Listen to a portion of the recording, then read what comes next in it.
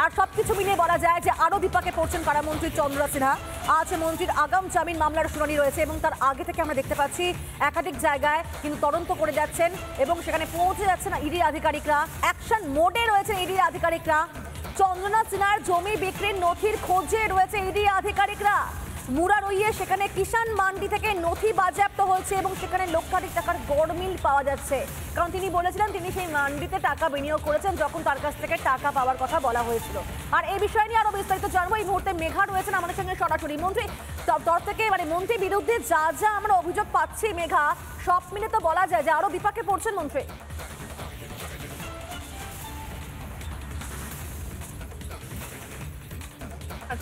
তোমাকে জানিয়ে রাখবো, গতকাল ইডি আধিকারিকরা বীরভূমে গিয়ে বেশ কয়েকটি সরকারি দপ্তর থেকে তারা নথি বাজেয়াপ্ত করেছে, যেগুলো আপাতত ইডির হাতিয়ার হিসেবেই মনে করছেন তারা। এবং তোমাকে জানিয়ে রাখবো, কোটি কোটি টাকার লেনদেন, স্ত্রী ছেলের ব্যাংক অ্যাকাউন্টে কোটি কোটি টাকার লেনদেন, এছাড়াও 2 কোটি টাকার সম্পত্তি নিয়ে 90 লাখ টাকার জরিমানা দিয়েছিল আয়কর দপ্তরকে। এমনটাও কিন্তু ইডি আধিকারিকরা সেই নথি হাতে পেয়েছে। যদিও তিনি বারংবার বলছেন এটা জমি বিক্রির টাকা এবং বরাবরই অর্থাৎ বংশ পরম্পরায় জমি কেনা বেচারি কাজ হতো তাদের পরিবারে, সেই টাকাই কিন্তু তিনি দেখানোর চেষ্টা করছেন। তবে তদন্তকারী আধিকারিকরা শুরু থেকে সন্দেহ করছে যে এটা শুধুমাত্র চাকরি বিক্রির টাকা, কারণ কুন্তল ঘোষ এবং তাপস কুমার মণ্ডল দুজনেই লিখিত বয়ান দিয়েছে যে চন্দ্রনাথ সিনহা তার কাছে রেফার লিস্ট যেত এবং এই চন্দ্রনাথ সিনহা একেবারে সরাসরি এই নাম পাঠিয়ে দিত সরকারি দপ্তরে, অর্থাৎ এসএসসি দপ্তরে। এছাড়াও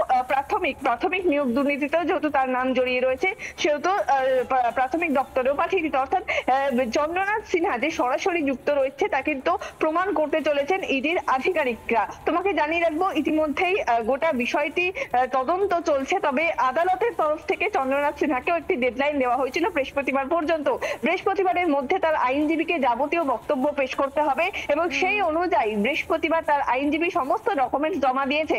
অর্থাৎ আজকে দেখা যাবে ইডি আধিকারিকরা তারা কোন কোন ডকুমেন্ট সাবমিট করে আদালতে এবং অর্থাৎ চন্দ্রনাথ সিনহার আইনজীবী তিনি কি ডকুমেন্ট সাবমিট করেছেন, দুটো বিচার দেখে অর্থাৎ ইডির বক্তব্য দেখে এবং চন্দ্রনাথ সিনহার বক্তব্য অনুযায়ী কিন্তু নির্ধারিত হবে চন্দ্রনাথ সিনহা আজকে তিনি ইডি হেফাজতে যাবেন নাকি চন্দ্রনাথ সিনহা একেবারে ঠিক। এবং যা যা ইনফরমেশন তুমিও দিলে মেঘা, এবং যা যা এখনো পর্যন্ত রিপাবলিক বাংলা ব্রেক করেছে এবং তাতে কিন্তু একটা ব্যাপার একেবারে স্পষ্ট যে দুর্নীতির সঙ্গে জড়িত এবং তার জন্য কিন্তু আরো বেশি বিপাকে পড়ছেন কারামন্ত্রী চন্দ্রনাথ সিনহা।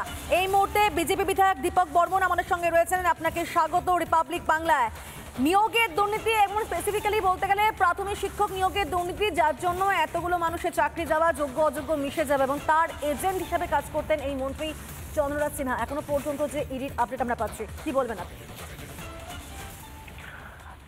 দেখুন, গতকাল যে হাইকোর্টে প্রাক্তন যে এসএসসি সভাপতি তার যে বয়ান এসেছে, তিনি যে সাক্ষ্য দিয়েছেন, তাতে করে পার্থবাবু থেকে শুরু করে তারা সকলেই এর সঙ্গে যুক্ত ছিলেন এবং এদের এজেন্ট কারা ছিল একদম পরিষ্কারভাবে এজেন্ট ছিল এই যে চন্দ্রনাথ সিনহা এবং অন্যান্য যে এমএলএরা ছিল তৃণমূলের এবং অনেক মন্ত্রী, তারা এদের এজেন্ট ছিলেন। এটা একদম পরিষ্কার, প্রত্যেকটি মানুষ এ কথা জানে, যারা টাকা দিয়েছে জানে, যারা টাকা দিতে পারে নাই তারা জানে, যারা চাকরি খুইয়েছে তারা জানে।